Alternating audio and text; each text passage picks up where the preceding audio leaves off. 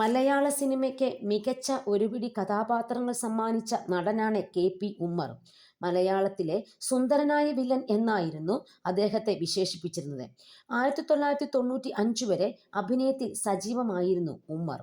ഉമ്മറിനെ കുറിച്ച് അദ്ദേഹത്തിന്റെ മകൻ പറയുന്ന വാക്കുകൾ വളരെ ശ്രദ്ധേയമാണ്.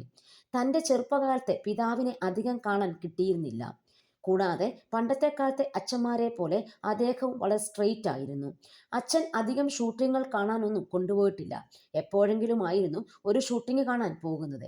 ചെറുപ്പമായിരുന്നത് കൊണ്ട് അച്ഛൻ്റെ അധികം കഥാപാത്രങ്ങളൊന്നും താൻ ഓർത്തിരിക്കുന്നുമില്ല. എന്നാൽ ഹാസ്യം ചെയ്യുന്നത് വളരെ ഇഷ്ടമാണെന്നും റഷീദ് പറയുന്നു. അതുകൊണ്ട് തന്നെ അച്ഛൻ്റെ അഭിനയവും വളരെ ഇഷ്ടമാണ്. അച്ഛൻ ആദ്യം നാടകത്തിലൊക്കെയാണ് അഭിനയിച്ചത്. അവിടെ വെച്ച് അച്ഛന് സ്റ്റേറ്റ് അവാർഡ് ലഭിച്ചതിന് ശേഷമാണ് അദ്ദേഹം സിനിമയിലേക്ക് വന്നത്. എന്നാൽ സിനിമയിൽ വന്നപ്പോൾ അധികവും വില്ലൻ വേഷങ്ങളായിരുന്നു അദ്ദേഹത്തിന് കിട്ടിയിരുന്നത്. പിന്നീട് വില്ലൻ വേഷങ്ങൾ ചെയ്യുന്നില്ല എന്ന് തന്നെ അദ്ദേഹം തീരുമാനിക്കുകയായിരുന്നു. പിന്നീട് സിനിമ വളരെയധികം കുറഞ്ഞു വന്നു. 1998 അവസാനമായി സിനിമ ചെയ്യുന്നത് ഹരികൃഷ്ണൻസ് ആയിരുന്നു. അദ്ദേഹത്തിൻ്റെ അസുഖത്തെക്കുറിച്ചും റഷീദ് പറയുന്നത് ഇങ്ങനെയാണ്. കാലിന് പറ്റിയ ഒരു മുറിവാണ് അദ്ദേഹത്തിനെ അസുഖക്കാരനാക്കി പിന്നീട് മാറ്റിയത്. അദ്ദേഹം നിരന്തരമായിട്ട് ലിബർട്ടിയുടെ ചെരുപ്പാണ് ധരിച്ചിരുന്നത്. ആ ചെരുപ്പ് പിന്നീട് കിട്ടിയില്ല.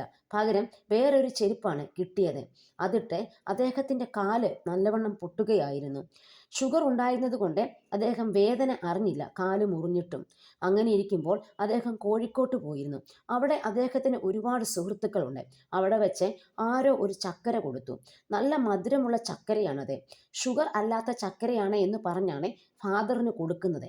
അദ്ദേഹം അത് മുഴുവൻ കഴിച്ചു. അപ്പോഴേക്കും കാലിൻ്റെ മുറിവങ്ങ് വലുതായി.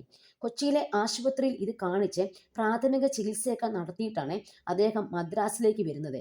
തിരിച്ചെത്തിയപ്പോൾ കാലിന് അല്പം പ്രശ്നമുണ്ടായിരുന്നു. ആ സമയത്ത് തന്നെ കാലിലെ മുറിവ് അല്പം വലുതായി. ഫാമിലി ഡോക്ടറെ കാണിച്ചപ്പോൾ അദ്ദേഹം ആശുപത്രിയിൽ അഡ്മിറ്റ് ചെയ്യാമെന്നാണ് പറഞ്ഞത്. പിന്നീട് ഒരു വിരൽ മുറിക്കേണ്ടി വന്നു. അത് പിതാവിന് വലിയ നിരാശയുണ്ടാക്കുകയും ചെയ്യുന്നിരുന്നു. അങ്ങനെ അടിച്ചു പൊളിച്ച് നടന്ന വ്യക്തിയിൽ നിന്ന് പെട്ടെന്ന് ഇങ്ങനെ വന്നപ്പോൾ അദ്ദേഹത്തിന് ഭയങ്കര നിരാശയാണ് ഉണ്ടായിരുന്നത്. വീട്ടിലെത്തി ഒരു സെപ്റ്റംബറോടുകൂടി വീണ്ടും സുഖമില്ലാതായി. ഇതേ ആശുപത്രിയിൽ കൊണ്ടുവന്നു. അന്ന് ഈ ഫാമിലി ഡോക്ടർ കൂടെ ഇല്ലായിരുന്നു. ആ അവസരം അവർ നല്ലവണ്ണം മുതലെടുക്കുകയാണ് ചെയ്തത്.